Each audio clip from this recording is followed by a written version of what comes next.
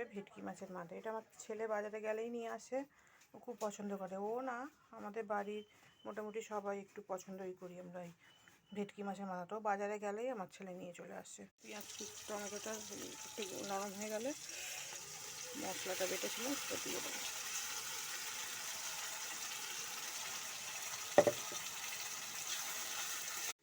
মশলা একটু কষা কষা হয়ে গেছে বন্ধুরা, এবার এর মধ্যে কাঁটাগুলো দিয়ে দেবো।